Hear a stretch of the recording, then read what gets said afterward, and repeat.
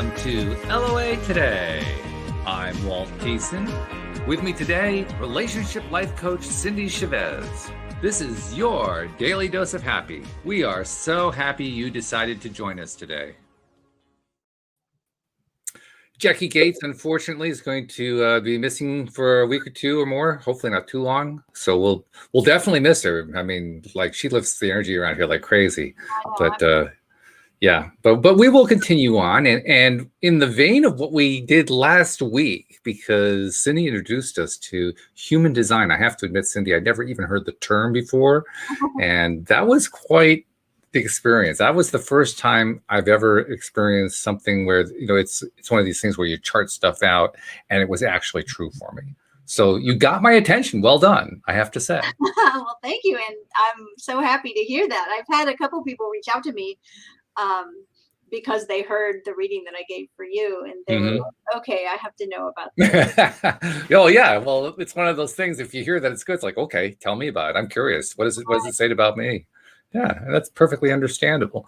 Now, one thing that does come out of this, and we figured this would make a good conversational topic today, is we humans, particularly those of us in these law of attraction, conscious creator type circles, there are a lot of us who rely on these external, I'll call them external reports or external influences, as a way of almost running their lives. And when things go well, they'll say, oh, well, it's the external force. And when things aren't going well, they'll say, well, of course, it's the external force. Yes. I that is kind of true in every, I want to say every spiritual kind of tradition, that just different religions and different frames of thought, right? Is because you always maybe don't want to take complete responsibility for what's happening. Yeah. And there it is. You just put your finger on the sore spot. Yeah, it's like things are going good. God is blessing me. Things are going terrible. The devil's really coming against me, right? Like, I remember hearing that a lot when I was in Christian circles, but I still think, like, you just worded it in a way that would be applicable whether you were, you know, even believed in God or not. It's just, oh, absolutely. Yeah. Right? It's like, yeah. So I mean, the one I like to point to is Mercury in retrograde. We've done a lot of talk about that one. And when you think about the fact Mercury is in retrograde, like, what, 40% of the time or something like that, it's some large chunk of time throughout the year. 3 times a year for a couple of weeks. Yeah. So it is pretty often. And then you got all the other retrogrades, because apparently all the planets at one point or another go into retrograde. So, I mean, you can be, if you really want to, you can find something to blame almost every single day of the year, which is very helpful if you want to blame something. That is so true. And, you know, we as humans, we often do want to blame, you know, our woes on something outside of ourselves, right? But the energy of blame is at the bottom of the energy scale. Which means we don't use that energy really to ever create anything consciously that's wonderful. Well, unless you like the bottom of the scale. I mean, I honestly think there are some people who do like that bottom of the scale. Well, you know, here's the thing, is that the bottom of that scale and blame, just the idea of blame, sometimes we blame ourselves. Oh, yeah. And that's different than taking responsibility, right? It's a different energy completely. And when we're down there in that victim mode, you know, here's the thing. When we're there, and we've all been there, part of us really loves it. Yeah. Part of us likes to play the victim. Part of us likes that poor me, you know, and so, yeah, I mean, you're right. If we get down there and we stay down there and we're really digging it down there, we'll just create more and more of that for ourselves. I don't want to do that. Like, no. I recognized that a big part of my young life was spent in that kind of energy, and probably not completely victim mode, but more of, and it shows up in every chart I have done, no matter what kind of chart it is, but more of the martyr kind of mode, where, you know, I can say that I'm just in service to everyone, but gosh, you know, I'm such a martyr. And yes, what I realize is that there is a space to grow out of that and be able to use everything, every experience that you've had that's fit into that category, as an experiment and as a learning, where you've learned things to help yourself and help others. And now, whenever I feel that in my body, like victim mode, martyrdom, when I feel it, and talk about human design as a projector, an orchestrator, my feeling that I get when I'm overextending myself, when I'm not resting enough, when I'm taking on too much, when I'm saying yes, yes, yes to everyone and trying to help everyone and sliding into that martyr mode is resentment or bitterness. So when I feel that now, not back then, but now when I feel it, I immediately check myself and I go, oh, I'm not getting enough rest. I'm saying yes too much. If you're feeling resentful, you're probably just over giving. Like that's true. You're not saying no enough. Like you're saying yes to too many people and you're doing too many things, usually for other people. That's why we get resentful. We start resenting, like, I work so hard. I do everything for everyone. Right? And probably the good clue is when we're saying yes through gritted teeth. Yeah, right. Yeah. Yeah. Or, I was really good when I was younger at always having a smile on my face. So I would have a job where I was always like saying yes and smiling about it. Of course, as soon as I got my car to drive home, I was like grumbling about it and saying, oh my gosh, how much more work do they think I can handle? Yes, right. And someone would come in and say, oh, Cindie, we don't know what we'd do without you. You've done such a great job here. Do you think you could also do this? I would smile and say, sure, yeah. Oh. And at some point I realized all this resentment and it was on me. Like I'm the one that said yes to all this. Right? Yeah. It's a hard space to get to, but it is also a great example of growth when it happens. Because when you can get to that place, well, first of all, you're taking the world off your shoulders. That's huge all by itself. Yeah. But second of all, you're learning something that I think you can count as a life lesson of a major kind, a kind that really just changes things for the better. Well, and the difference, like even between still being in that victim mode and blaming yourself, well, this is all my fault. I put myself here. The shift is when you say, okay, this is on me. I'm responsible for my own experience. What can I do different now to change my experience? And you learn how to create stronger boundaries and you learn how to say, no, I won't be able to do that. I'm sure you'll figure out a way to make it happen. But so yeah, so I like this topic though that you thought up about, external guidance. I think that's the word you used, and I thought that was really interesting. Jeffrey raised an interesting question too that I think goes to the heart of what we're talking about. So let me bring it in here. He says, what if it is not blame, maybe just looking for clarity, like tarot or channel? And then he follows up by saying someone else to tell our story without knowing the details. Yeah. Well, here's the thing is like, I love external guidance, if you will. However, I think it's important to be able to have the discernment within yourself to know whether that guidance is right for you. And I also think that, sometimes people can get like caught up in always needing guidance from outside themselves, where they don't do anything without hiring a reader or reading cards themselves or, divining in some way.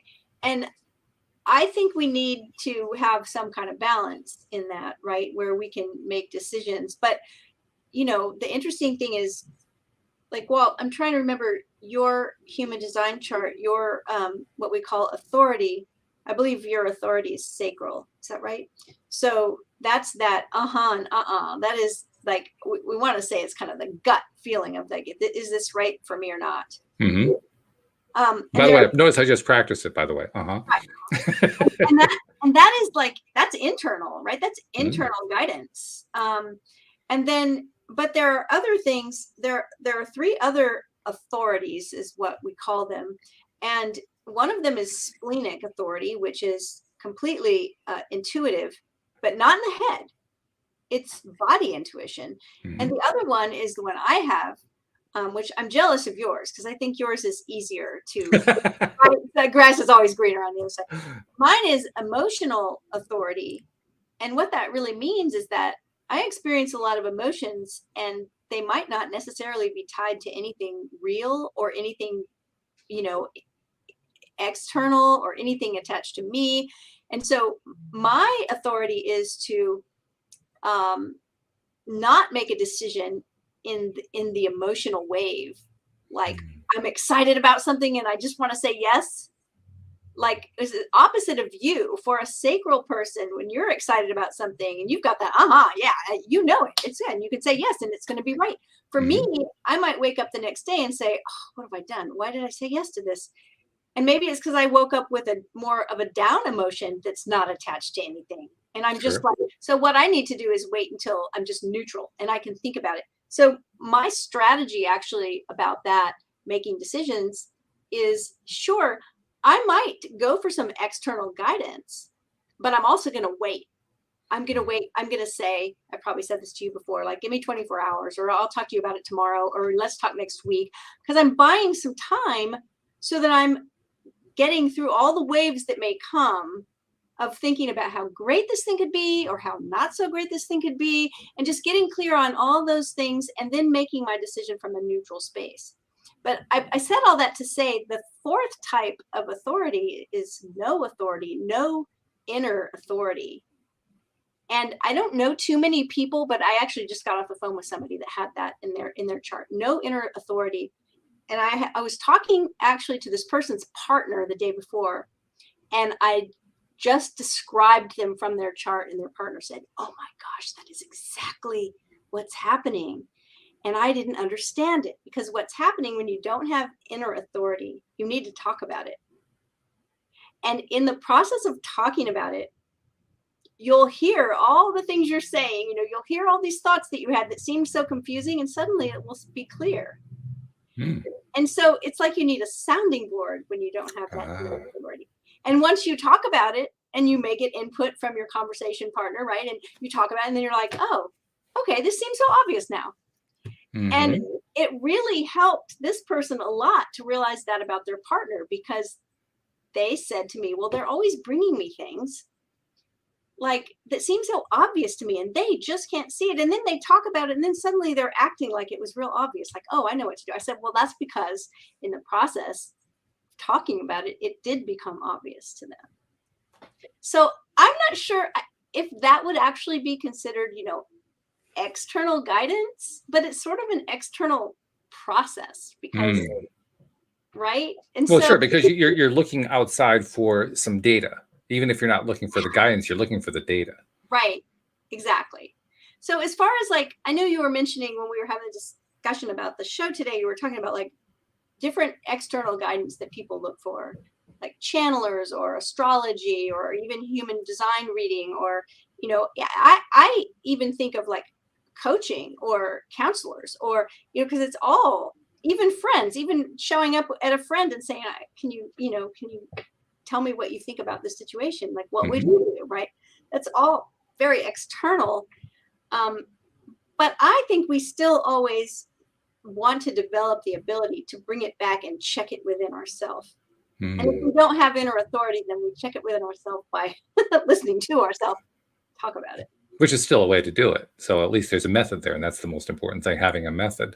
The question that, and I love the way you're answering this, you're kind of getting ahead of me in a good way. The question in my mind was, for someone who isn't clear about when to use it and when not to use it, how can we draw guidelines here? How can we say, you know, in situation X, you really don't want to be relying on the external guidance, but in situation Y, you do, and here's why?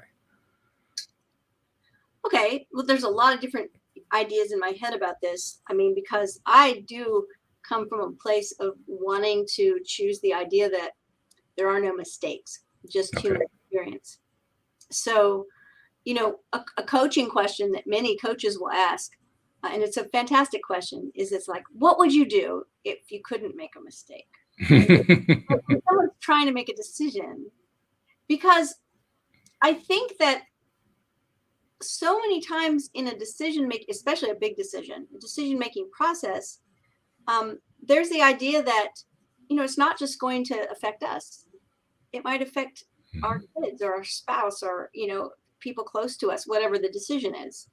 And we start taking all of that into consideration. And I think we should take that into consideration. I mean, it's called meta planning, right? Like, what else is this going to affect?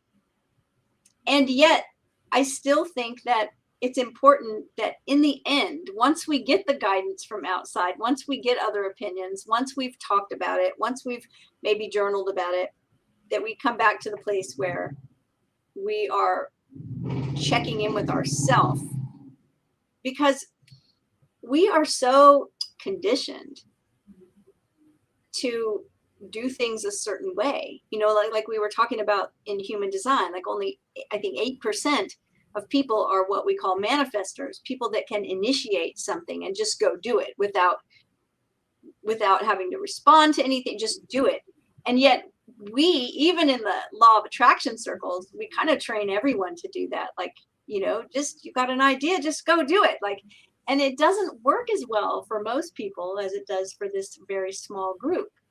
So checking in, I think, is important. Knowing how you make decisions and checking in with yourself. I mean, the bigger the decision, I think the more important both of those things are. The more important maybe external input can be, Mm-hmm.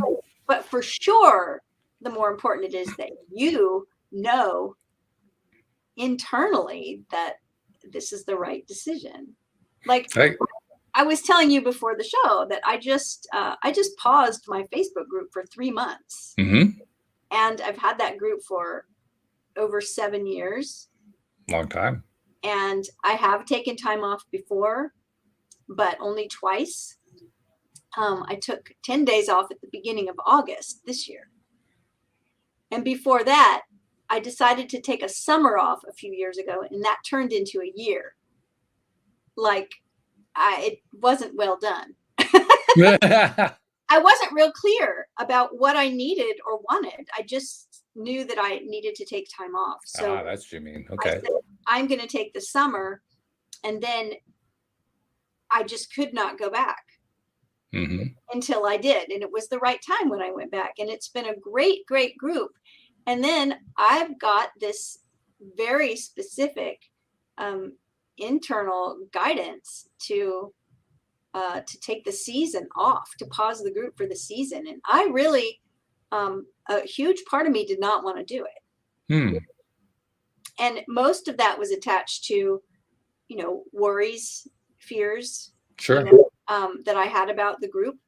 Maybe not being there when I come back, or what are they going to do, or what am I going to do, or how's this going to play out? How is this really actually going to be good? You know, it's just, I had so many questions. But here's the thing, even with all those questions rattling around in my defined head center that never stops thinking, I knew it was the right thing. I was very, very clear, and I didn't need to know the outcome of it. I didn't need to know how it was going to unfold, what was going to be the result, any of those things. I was like, no, I'm just really clear on this. Yeah. And I don't think I could always do that when I was younger, make a decision. I always had to analyze everything, and pretty much I wanted some kind of certainty of what the goal was going to be, what the result was going to be, how it was going to unfold, and then I would say yes. And I realize now that that is about wanting to feel safe. Absolutely. And where I'm at now is I just feel safe, period. That's cool. Because I know that the universe is always supporting me, and I know that I'm never going to abandon myself. So it's like, I feel this very clearly, and I'm going to do it. And I don't have any idea what the result will be. Which is the more daring approach. But the coolest part about what you just described is that you're listening to an internal guidance, and you're taking that internal guidance over what your bigger sense of it is, and that's not easy to do. I'm going to come at that same point from another viewpoint. I think what happens with a lot of people who rely heavily on those external factors, you know, the human design, the astrology, what is something in retrograde, the psychics, the psychic mediums, all the different external sources you can go to. The ones who really rely on them are the ones who don't trust what they're getting inside. Or maybe they feel like I felt for many years, they're not getting anything inside. And so you can kind of look inside, but if you're not seeing anything, you're not hearing anything, you're not getting anything, how are you going to trust it? Or if you are getting something, but you don't trust it, how are you going to go with it?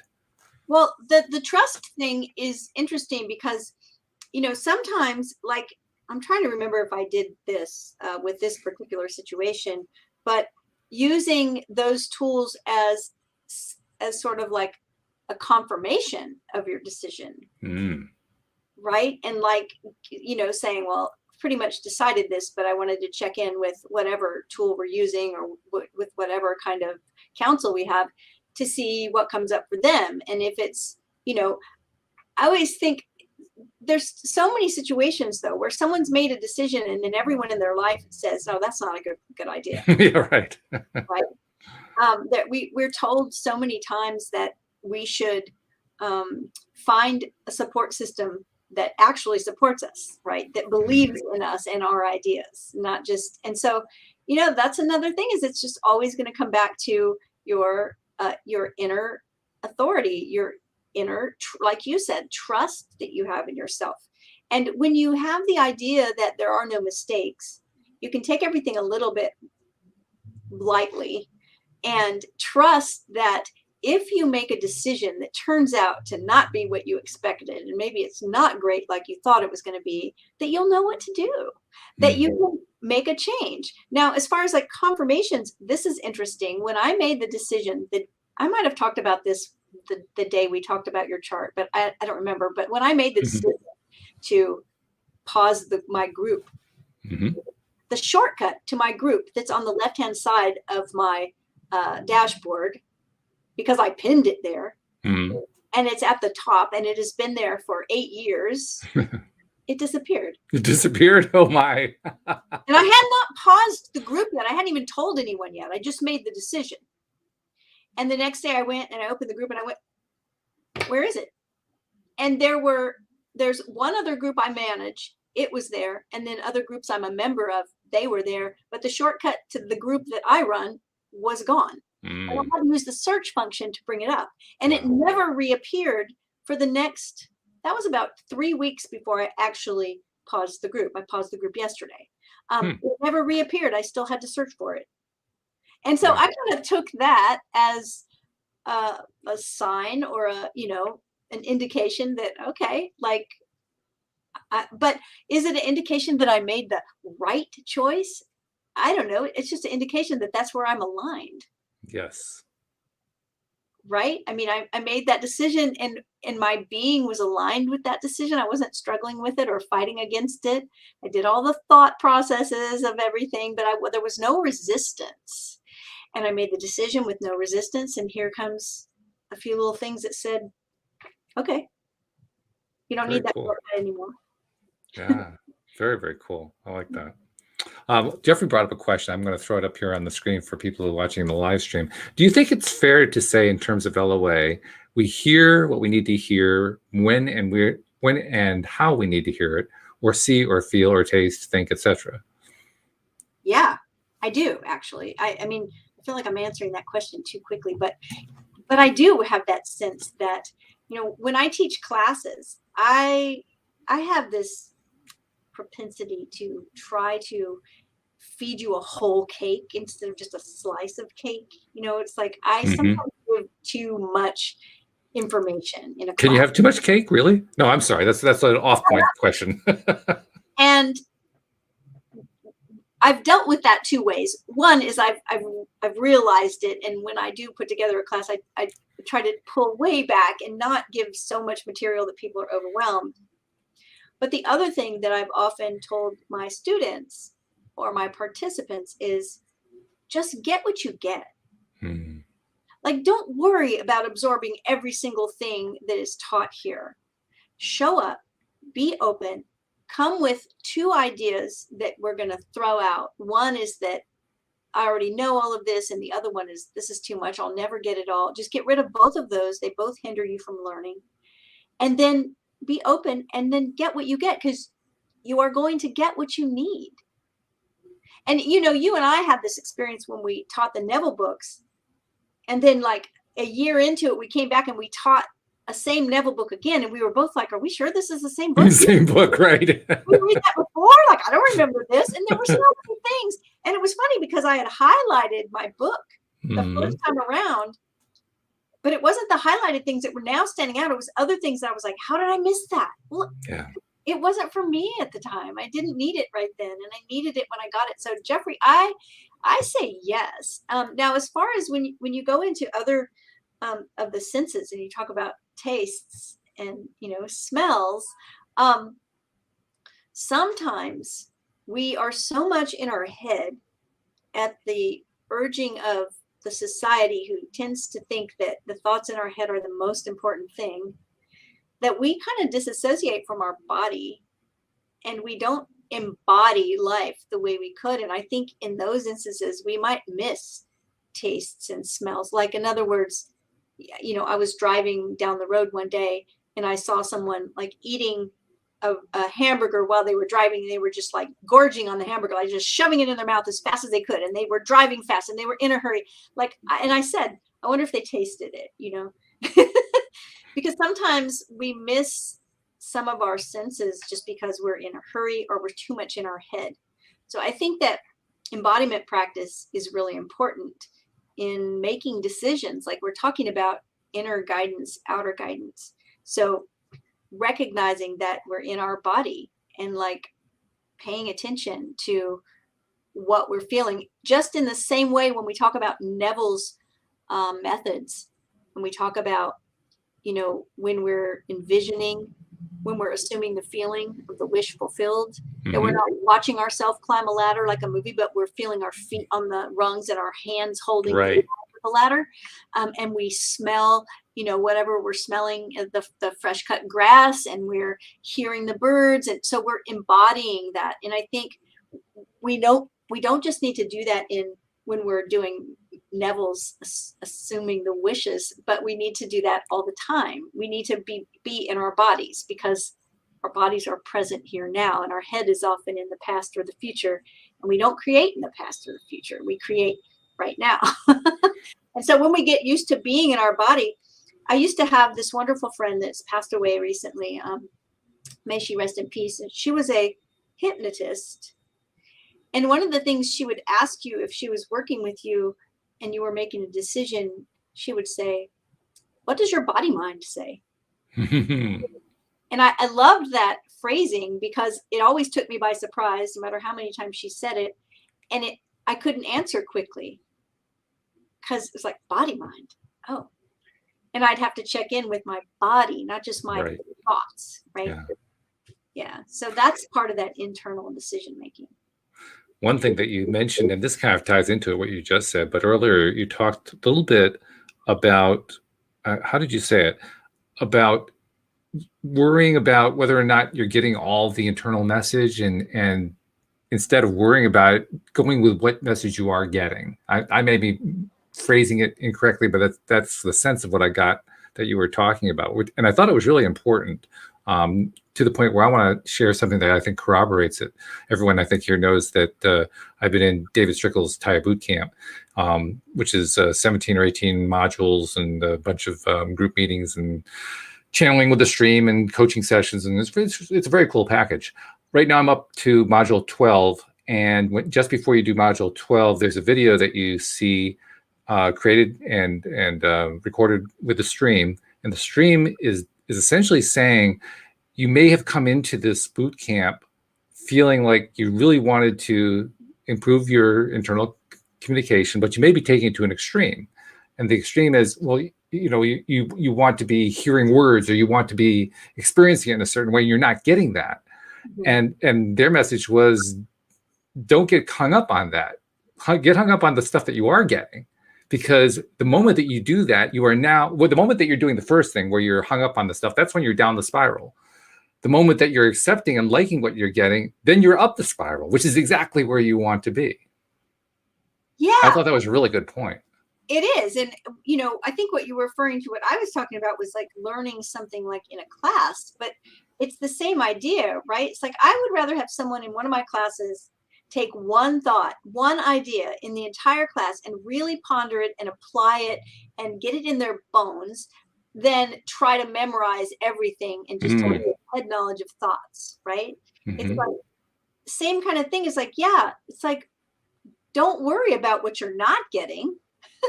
What are you getting? Yeah. And then with that, this idea that I really do love this idea that there are no mistakes, because I adopted that idea pretty far into my life, my late 40s. And I had often looked back and thought that I had a lot of mistakes in my life. And I realized they weren't mistakes. They were just human experience. And that out of them came an abundance of knowledge and wisdom and treasure that have not just helped me, but have allowed me to help others. So how could those things be mistakes? So now when I'm in that process, I don't think I go for a lot of external guidance anymore. It's more like external validation for what I've already decided. Mm. And I'm not even sure that that's, something that we need to worry about either, but I am human. So, I'd like to. Well, let's be honest, it's intriguing. When you did my human design chart last week and you came up with all these things and you were saying, well, your chart says this about you and says that about you. I was saying, well, yeah, that's true. Well, yeah, that's true. Well, yeah, that's interesting. Like, oh my God, how did the chart do that? That's my feeling about it. It's interesting. And, there's probably like 20 more hours that we could talk about just your chart. And, but for me, the most interesting thing is knowing, or one of the most interesting things is getting to know the centers in the chart, the ones that are open and the ones that are defined, and knowing how to work with those. Like we talked about that open will center that you have and I have as well. And I don't know how well I articulated it that night, but that will center has to do with value. And I thought about it later. I was like, oh my gosh, all my life, I have said yes to too many requests, right? Where I've put myself on the back burner because I was busy helping everyone else. And why did I do that? Because I thought that the more things I could do, that the more value I would have. So the whole idea of like proving yourself, like I was trying to be valuable by extending myself as much as I could with helping and helping and helping. And the thing is that there's nothing I can do that can make me more valuable. And there's nothing I can do that will cause me to lose my value. Yes. My value is intrinsic because I'm a human, and so is yours. And so we don't have to try to take on more and more. And for you as a manifesting generator, you've got those motors, you've got that engine. As long as what you're doing is a yes for you, those engines are going, you will make the energy and have the energy. But for me as a projector, I don't have that energy, and I don't have that sacral motor to keep it going or to produce it on its own. So saying yes to everything for me to prove my value is only going to leave me burned out and not valuable to anyone. Right?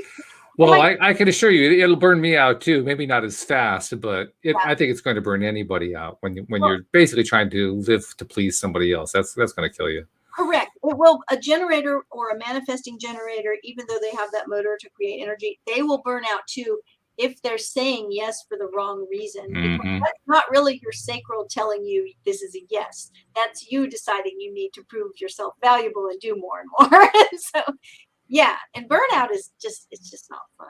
It's not useful. So let's take this into the coaching context, because that's what you do. You are a coach. In the coaching context, you mentioned last week that you started doing these charts for some of your clients with their permission, because you wanted to tie it into what you're doing to help them. And so I'm just curious, from like a general perspective, how do you use it in that kind of environment?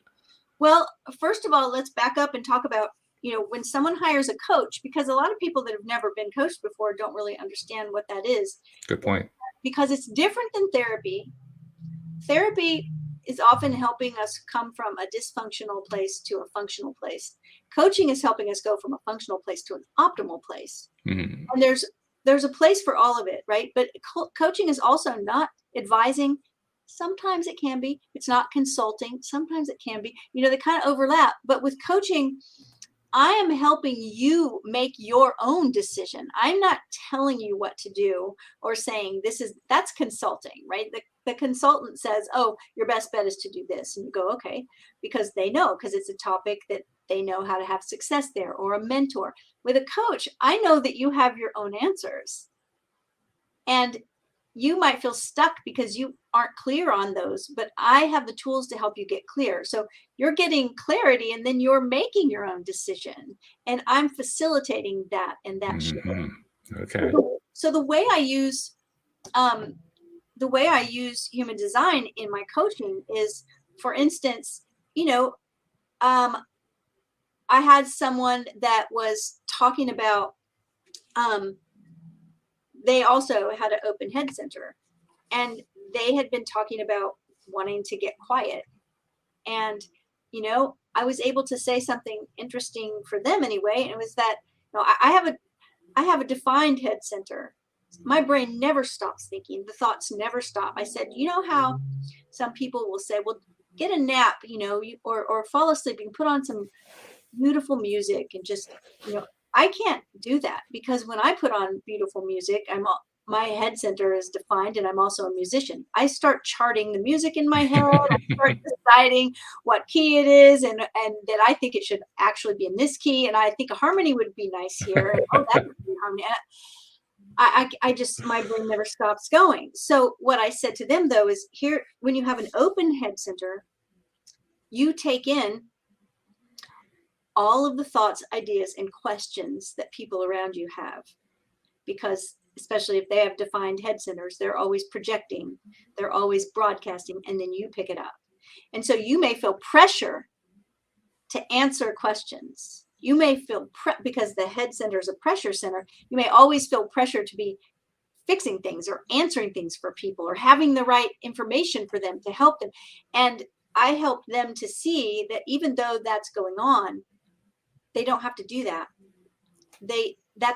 It's not for them to have to be the answer for everyone, even though they probably can. And that when you have that open head center, you do have the ability to have a restful mind. You do have the ability to get a very calm, peaceful place in your mind. And, that's that place everyone wants, because that's when you access like consciousness and, the meaning of your life. And it's very difficult for someone with a defined head center to do that. But people with open head centers can do that much easier if they intend it, right? If they consciously realize all these thoughts in my head and all these answers I feel like I have to have, it's not really, it's just who I am. I can let those thoughts just go by. And so it was really useful to them. I had another person that was feeling, with an open will center, feeling lacking in self-worth, I guess you would say. Not totally as a life, theme, but just in that day, just in that moment. And I pointed out to them that they had been with a certain person, and that the person was going through struggles, and that they were just picking up that person's feeling of unworthiness and struggle. And when you have an open center, you not only pick it up, but you magnify it. Oh. So like if you have an open spleen center, you will pick up feelings other people have and magnify them. So someone may be with you and they may be feeling a little bit sad, like a 2 on a 10 scale, just a little. They're okay. They're just having some, things go by. And then you, with your open spleen center, you may say, oh my gosh, I was with so-and-so today. They were so sad. You felt like a 10 because you magnify it and blow it up. So when you know these things about your own design, it's really helpful. Because then when you feel certain things, or you have too many thoughts, or you feel pressure to answer, to be, able to answer everyone's ideas, you can know that that's why you're getting that. And one of my clients is like an ace at being able to turn that off and choose that peaceful mind. And it's just a useful thing to know about yourself. So, it's very valuable. Yeah. Yeah. So that is, I've coached for a decade without knowing people's charts. Yeah. But it is another tool that I have that's been really useful to be able to, sometimes I'm coaching someone, I have their chart there and they'll say something and I'll look over and I'll be, aha. Well, it strikes me that what you're doing is you're holding up a mirror for them. Yeah. Yeah. And the thing is it's sort of like holding up a mirror for someone that's never seen a mirror before. Ah, okay. Uh-huh. Right? You see like the first time you show a little baby a mirror, and they're like, Yes. right? They're like, wow, that's me. So yeah, and also a lot of, the idea is that we're Deepak Chopra had a quote one time that I've used often, and it's that there are no missing pieces in the universe. I've always loved that. Mm. There are no missing pieces. Like, you are the piece that you are supposed to be, and you are designed the way you're supposed to be designed to fit into the puzzle of humanity. Like, we all fit together, Mm-hmm. and that's really validating. So many people think there's something wrong with them, Oh, yeah. right? And there's nothing wrong with you. You might, Yeah. you need to know your design. And you were designed perfectly. You were made perfectly and wonderfully. What's one of the most common phrases I hear from somebody, particularly somebody trying to learn law of attraction for the first time, or having trouble manifesting what they're looking to manifest, or something along that line. They'll say, "I must be doing something wrong." Mm-hmm. Yeah. Well, you're not. You're never doing anything wrong. Right. You're finding another way, perhaps not to manifest the thing that you're looking for, but you're not doing anything wrong. Well, so many people ask me, especially when they first come to me and we start working together. We have our initial conversation. We're getting to know each other. I'm trying to figure out what it is that you want. What do you want me to help you create? And they will say, well, I want this, and I've tried this and this and this, and I still don't have this. And what do I do? And there was a saying that I learned. It might be a Buddhist saying, but I learned it in coaching school. And it was basically that doing is work and being is effortless. Mm. And so we always think we have to do to get the result we want. It's like, I do this for a paycheck. Like, I do this and I get this. Mm-hmm. What do I do? Because I want to get this. And it's so much more about who you're being, not what you're doing. Mm-hmm. Right? Like, are you being that person that has that thing already? Are you being, for me, it's acceptance. It's that when we are not accepting the way things are, and everyone that comes to me for coaching is not accepting the way things are. Mm-hmm. True. For the most part, they're like, I don't want this thing I have. I want this thing over here. How can we get it? And that's cool. That's a part of humanity. Welcome to Earth. That's part of the human experience. We're all going to go through that. So I'm not shaming anybody. I do it too, all the time. Sure, me too. I want something different. But what I do know is that most of the time, it's just about being. It's about who I am being. And that's where I point our direction as a coach with my client. It's not what you're doing. We may touch on that, but it's going to be who you are being. And the doing comes out of the being. So when we can get there, then that's a point of acceptance. It's like, I accept everything the way it is. Even the things I think I don't like, I have a knowledge that everything's working out perfectly. And I am truly there, at least right now, at least this week, right? I am really in that space of knowing that everything is unfolding perfectly, that everything is how it is. And I'm not resisting anything. I'm not struggling over anything. I'm not resisting it. It is the way it is. Is everything in my life perfect? No. But yes, it is actually. That's good. I like that. Hey, in the live stream, Avi posted something, and I think he was expressing it. Most of the way it's worded is expressed as a statement, but he put a question mark at the end. So I'm going to treat it like a question. I'll throw it up on screen here. He says, emotional guidance, I feel, is the most powerful guidance, but he puts the question mark at the end. So I'll rephrase it as, is emotional guidance the most powerful guidance?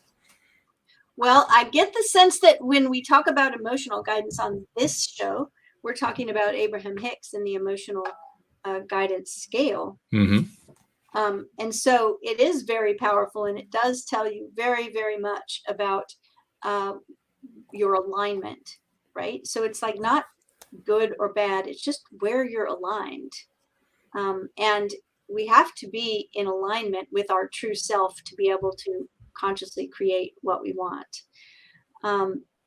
Now, as far as human design, we were talking about authority, and that's this decision-making process. So there's emotional, there's splenic, there's sacral, and then there's no authority. So there's emotional, guidance, I guess you would call it, there as well as one of the aspects. I think it is all really important. I don't know how to answer the question of making it sort of superlative. Is it the most powerful? I think that it's definitely important, very, very important. I mean, you have to know what you're feeling, but I think the thing that's important to remember about emotional guidance, whether you're talking about human design or Abraham Hicks or emotions in particular, is that emotions are in the body, not in the head. Mm-hmm. And thoughts are in our head, but not emotions. And I'm not sure that that's all the way recognized by everyone. Because so many people are disassociated. They're not in their body. They're in their head most of the time because we've been taught to be in our head most of the time. And emotions are felt in the body. It's emotion, energy, and motion. They work through our body. And so I think that's the most powerful guidance, is when we learn to embody those things and feel the emotions in our body and recognize that's where the guidance is. It's not in our head. There's an interesting aspect to this that I want to bring in, because I think you've been touching on something that a lot of people have fairly strong opinions about, the question of heart versus head, body versus head, that kind of thing. Yeah. And the thing I want to bring in is the heart, because if you talk to a medical researcher or some sort of scientist, you will find, particularly one who has studied the heart in specific in this way, they'll tell you that the heart is directly intertwined with the brain. That, in fact, much of the neural activity that happens in the brain is directly tied to neural pathways in the heart. Right. That's like that coherence. I think Yeah. is the word that like HeartMath uses, is coherence, where you're coherent between your heart and your brain. Exactly. Your systems in your body. Yeah. And yet at the same time, our heart is part of our body. And in fact, we feel a lot of emotions in the chest area. I mean, that's where a lot of them come in. Right. So I guess from my perspective, it's no wonder we get confused about head versus heart. Yeah. Well, I think that because emotions in general are often frowned upon, right? I mean, you even hear people talk about it. It's like, don't be so emotional. Yeah. Like if we're expressing an emotion, there's something wrong with us. I've heard people talk about like apologizing for showing any kind of emotion on the job or at work, or being scolded by a superior for being emotional at work. Like emotions are something bad. And so what happens a lot of times, and it's a kind of something that starts when we're younger, when we're being scolded for, like you said the other night, even being too happy. Sometimes kids get scolded for, calm down in there, you're too joyful. Right. And please don't cry and don't be mad. And all these things we're always told not to be. And so we end up numbing out to things that are emotional. And like when we talked about my injury in Dallas and the tapping, I had that recognition that, none of those were super strong emotions, like you would have if you lost someone and you were grieving, or like if, they were minor, but I realized that I got past them and I wanted to just shove them all aside. And I think we do that so often, where we don't process emotions, and where we're not allowed to have them by whatever power that is, that we start to numb out to them. And then we're always going to our head for guidance, like logic, right? Logical things. I don't know if I told this part of the story, but when we were trying to decide whether to leave or not when the storm was coming, we had all these discussions about it, and I kept coming up with reasons why we should stay. And then the night before we left, we were standing in the kitchen, we were making tea, and I said, oh my gosh.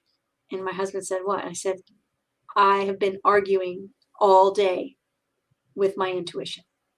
Oh my. Because all the arguments I was making for staying were very logical. Mm.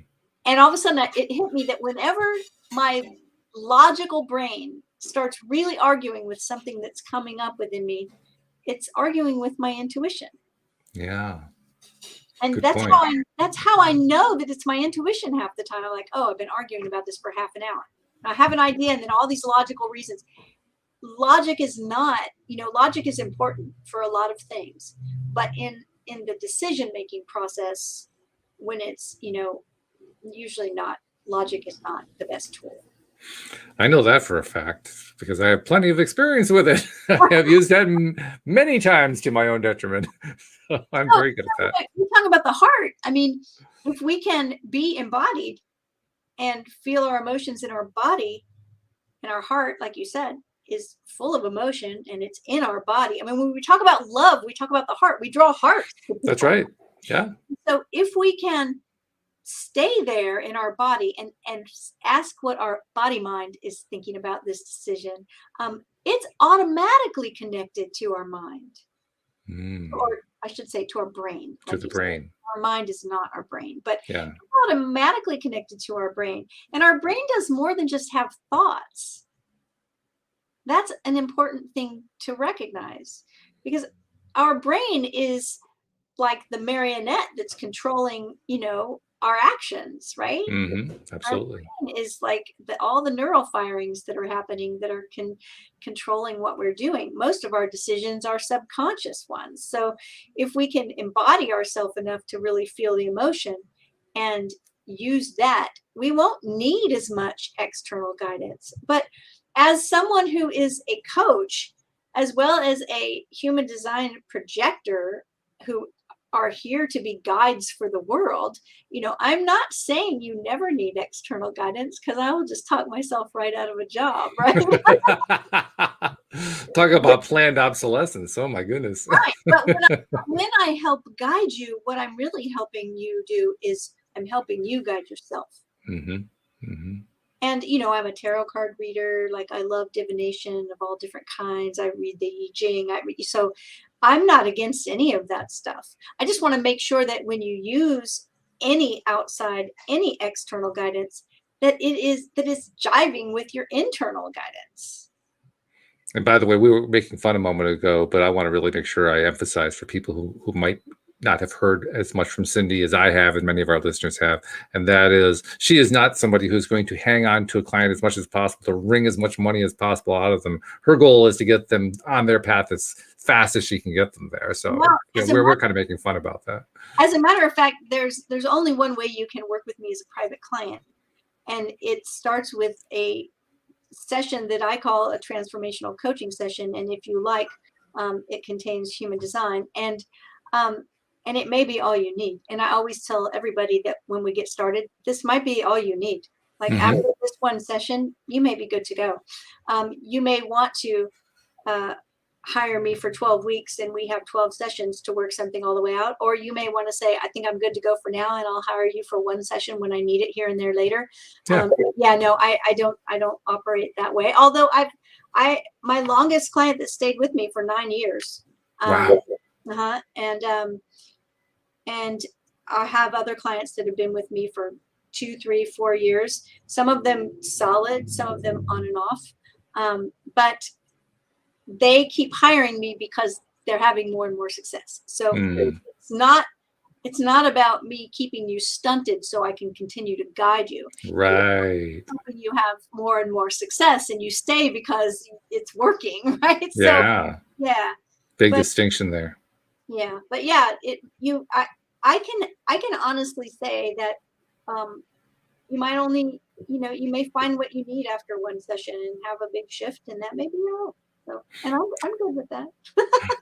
I also want to make a reference to something that Jeffrey posted, going back to when you were talking about how you could have that boss who you can't please the boss and you're too emotional and you're too this, you're too that. He says, well, you could also be considered too stoic, which means with some people, you just can't win. That's just all there is to it. And I think that's when it's important to realize it's not your issue at that point, it's theirs. It's interesting because there's been this sort of unspoken rule in many like corporate circles that leaders, so I'm not talking about just anybody that works for a company, but that the leaders should not show emotion, should not be overly emotional, should not open up and talk about emotional things. Like leaders shouldn't do that. That's sort of like an unspoken thing. But when they've polled groups of people about who they think the best leaders are, it's always the leaders that are willing to show emotions, that are willing to talk about emotional things, and that are willing to accept that people are emotional beings. Those are always the leaders that people put at the top. So that little rule about, strong leaders don't show emotion, I don't think it pans out because the people don't agree with it, right? Yeah. Well, they don't actually realize they're undermining themselves with that rule. Yeah. I mean, they want to lead these people. The people are making it clear in whatever way they can about what kind of leadership they're looking for, and the leader's giving them the direct opposite. That's not going to work out well, no matter, I don't care what kind of company you have. That's just not going to work out well. I think I see so much, like I've always said that, transformation can happen in a second, but evolution is like really slow, right? Evolution painfully slow. But I feel like we're seeing humanity evolve. At least I feel like I'm seeing it over the past, 20, 30 years, is that people are becoming more comfortable with knowing that emotions are, valid and not to be pushed down and shoved aside. Yes. People are becoming more open about mental health issues and recognizing that it's not a flaw in someone, to feel depressed or to have, some kind of mental health thing going on. Like we don't say, oh my gosh, there's something wrong with you. You found out that you had, cancer, or that you had, a common cold. We just say, oh yeah, that's life. That happens. That's terrible. But, that's the way life is. But then we treat mental health issues differently, right? Like, talk about that. Or like when someone has had suicidal ideations, like everybody wants to just like close their eyes, shut their mouth, look the other way, like they don't know what to say. And I think as a society, we are getting more comfortable with knowing that these are parts of the human experience, and that the more we can accept the entire human experience, the comfortable things and the uncomfortable things, the more we evolve, and the easier it is for humanity as a whole to create the kind of world that we want to have. And so I see that more and more, is that people are more open talking about things that are connected to emotion, and those are all internal. So that's a nice thing to be seeing. It's encouraging, no doubt about it. And I agree with you. I'm seeing the exact same thing. I've been seeing it through most of my life. I think different people perceive it in different ways. If you talk to, for instance, a gentleman who was on the show for a couple weeks, the last 2 weeks, Master Lama Razaji, he'll tell you, well, yeah, we've been noticing it for the last 3,000 years, speaking of his order. So it's all what your perception is. But yeah, I guess I'm speaking from the Western mindset of like, yeah, right. Gonna catch up, right? I had someone ask me, but I said, well, the most powerful magic there is Tibetan magic or Buddhist magic, and they said, what? I was like, oh, those Tibetan monks, like they can make your head spin with their magic, right? It wasn't, it's not always flashy, but yeah, I think that's right. It's right. Humans are humans. And isn't that a wonderful thing? I love that fact so much. Well, once again, you have hit the ball out of the park. Thank you very much for addressing this topic, because this is an important one. It's one that we really need to pay a little more attention to, so we don't get hung up on having the externals guide our lives and drive our lives. We're the drivers. We're the ones in the driver's seat. Yes. I love that about, we had Janet Dalgleish on a few weeks ago talking about Mercury retrograde, and she's a fantastic astrologer, but she's also a wonderful coach. And one of the things that always lit me up about her way of practicing astrology is that she never looks at a chart and says, oh gosh, yeah, right. She's always like, oh, look at this is a fantastic opportunity. And I think that's the way we should always look at these things, not the doom and gloom. Oh no, Mercury retrograde's coming. It's like, no, how can I use this to my benefit? And she talked about that. So that's a great podcast. That's a great one to go back and listen to. But yeah, totally agree. It's like we get our internal guidance going, and then the external things can be validation and extra help. So thank you, Cindie. Thank you, live streamers. Thank you especially to podcast listeners everywhere. And we will see you all next time here on LOA Today. Goodbye, everybody. Goodbye, everyone.